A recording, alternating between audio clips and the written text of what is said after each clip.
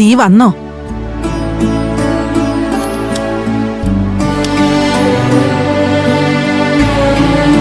ശ്രീകല കുറച്ചു മുമ്പ് വിളിച്ചതേയുള്ളൂ. അവിടെ ആകെ പ്രശ്നമാണല്ലോ മോനെ.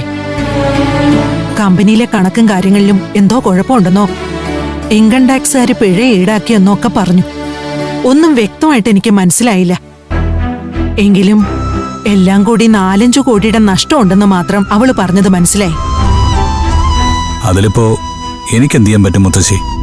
കമ്പനി കാര്യങ്ങളെല്ലാം നോക്കി നടത്തുന്നത് തമ്പിയച്ചനാണല്ലോ. എല്ലാം തമ്പിക്ക് വിട്ടുകൊടുക്കാതെ നീയും കുറച്ചുകൂടി ബിസിനസ് ശ്രദ്ധിക്കണമായിരുന്നു മോനെ. ഈ കാലത്ത് എല്ലാവരെയും കണ്ണടച്ചു വിശ്വസിക്കുന്നത് അപകടമാ. അല്ല, നീ എവിടെയായിരുന്നു? അമ്പലത്തിൽ പോയതാണോ? അല്ല മുത്തശ്ശി, ഞാനിന്ന് ദേവൂട്ടി കണ്ടിരുന്നു. ഇന്ന് അവളുടെ പിറന്നാളാ. ഓ, അത് ശരി. അവളെന്താ പറഞ്ഞത്? വിശേഷമൊന്നും പറഞ്ഞില്ല. കാര്യങ്ങളൊക്കെ ഇങ്ങനെ തീർന്നതില് അവൾക്ക് നല്ല സങ്കടമുണ്ട്.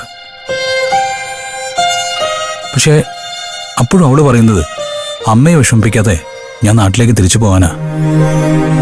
പാവം കുട്ടി. നിന്നെ അവളെയൊക്കെ വിഷമിപ്പിച്ചതിന്റെ ഫലമാ ശ്രീകല ഇപ്പൊ അനുഭവിക്കുന്നതൊക്കെ. ശ്രീകലയ്ക്ക് ആ മോതിരമെങ്കിലും തിരിച്ചു കൊടുക്കായിരുന്നു. അതെങ്ങനെയാ?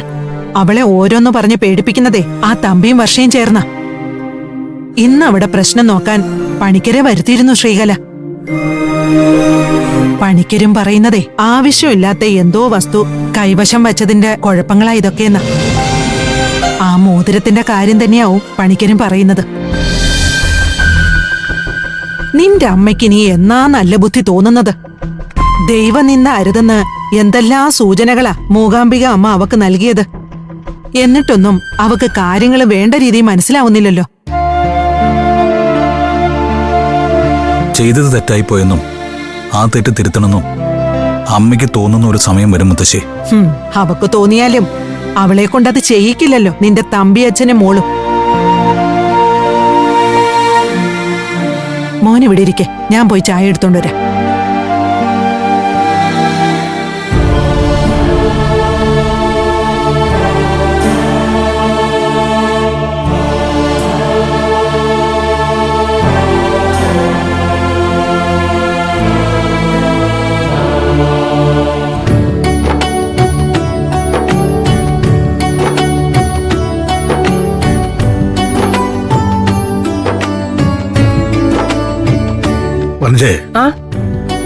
വരുന്നവർക്കുള്ള ജ്യൂസും പലഹാരവും ഒക്കെ റെഡിയല്ലേ? അതൊക്കെ റെഡിയാ. ഉച്ചയ്ക്കുള്ള സദ്യയുടെ വിഭവങ്ങളും ഒരുവിധം കഴിഞ്ഞു. ഇനി പായസം കൂടി വെച്ചാ മതി. അത് അവന്റെ ദേവു ചേച്ചിയുടെ ഇഷ്ടം കൂടി നോക്കിയിട്ടാവാന്ന് വെച്ചു. അവനും അതല്ലേ സന്തോഷം. നിന്നോട് ഞാൻ പറഞ്ഞ ഓർമ്മയുണ്ടല്ലോ, ആ പെങ്കൊച്ചു വരുമ്പോ നമ്മളായിട്ട് ഒരുപാട് സ്വീകരിക്കാനും സൽക്കരിക്കാനൊന്നും പോണ്ട. അതൊക്കെ ഒരു നയത്തിലും മയത്തിലും ഒക്കെ നിന്നാ മതി. നമ്മളങ്ങനെ ഒഴിഞ്ഞു നിൽക്കുന്നത് മോശമല്ലേ ചേട്ടാ? മാത്രമല്ല, ജന്മനാളായിട്ട് വീട്ടിൽ വരുന്നവരോട് നല്ല രീതിയിൽ പെരുമാറിയില്ലെങ്കിൽ കിഷൻ എന്തു തോന്നും? അങ്ങനെ തീർത്തും അവഗണിക്കണമെന്നല്ല ഞാൻ പറഞ്ഞത്. പഴയ കാര്യങ്ങളൊന്നും ദേവൂട്ടികൾക്ക് പറയരുതെന്നാ പറഞ്ഞേ, പ്രത്യേകിച്ച് കിഷന്റെ കാര്യം. പിന്നെ കിഷന്റെ കുഞ്ഞുനാളിലെ ഫോട്ടോയൊക്കെ ഞാൻ എടുത്ത് മാറ്റിയിട്ടുണ്ട്. അവൾ അതേക്കുറിച്ച് എന്തെങ്കിലും ചോദിച്ചാൽ നമ്മുടെ കയ്യിലൊന്നുമില്ല, എല്ലാം പഴയ വീട് കത്തിപ്പോയപ്പോൾ നശിച്ചു പോയെന്ന് പറഞ്ഞാ മതി. നിങ്ങൾക്കിതെന്തു പറ്റി? ദേവൂട്ടിയോട് എന്തിനാ അങ്ങനെയൊക്കെ പറയുന്നത്? ഇടീ, കാര്യമുണ്ട്. അതൊന്നും ഇപ്പൊ പറയാൻ പറ്റില്ല. ഒരു കാര്യം നന്നായി ഓർത്താ മതി. മിണ്ടാപ്രാണിയാണേലും അവള് ബുദ്ധിയുള്ള പെൺകുട്ടിയാ. നമ്മുടെ വായിന്ന് അബദ്ധത്തിലെങ്ങാനും എന്തെങ്കിലും വീണുപോയാൽ അവൾക്കത് വേഗം മനസ്സിലാവും. അതുകൊണ്ടാ അവന്റെ കുഞ്ഞുനാളിലെ കാര്യമൊന്നും അധികം സംസാരിക്കണ്ട എന്ന് ഞാൻ പറഞ്ഞത്. മനസ്സിലായോ?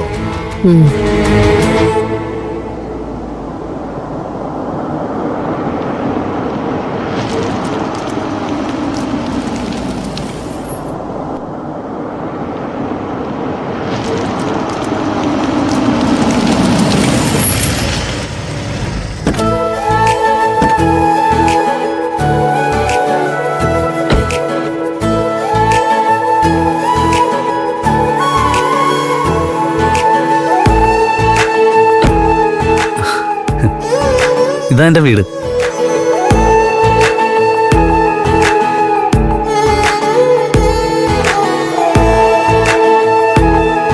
എല്ലാരും ഉള്ളതുകൊണ്ട് ഞാനൊരു ടാക്സി എടുത്തങ്ങ് പോന്നു. അല്ല മോനെ, ഇത് അത് പറയാം. ദേവി ചേച്ചി, അകലെ അകത്തേക്ക് വാ. വാ മക്കളെ, വരൂ വരൂ. ആ, ആ.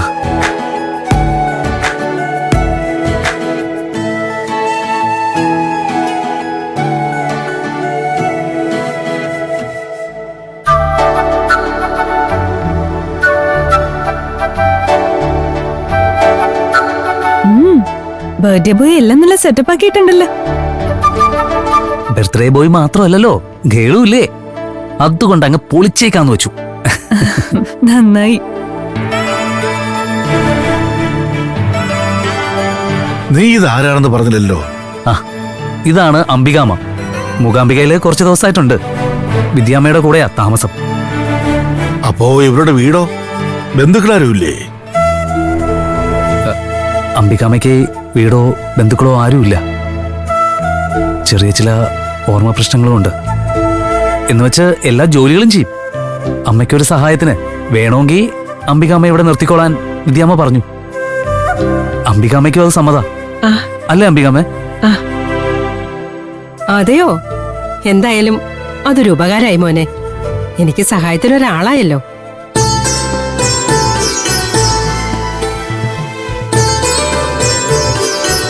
അടുക്കള പണിയൊക്കെ അറിയോ?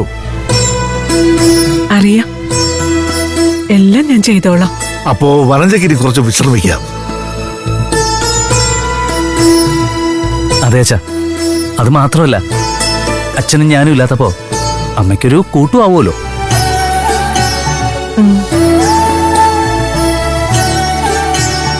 ആ, എന്നാ വാ, നമുക്കിവർക്കേ കുടിക്കാൻ എന്തെങ്കിലും എടുക്കാം.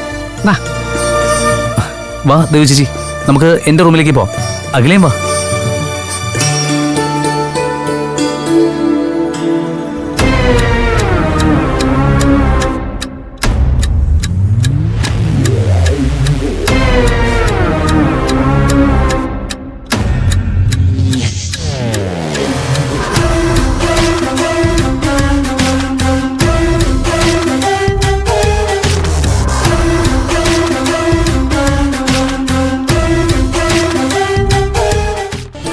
വാ, കേറി വാ.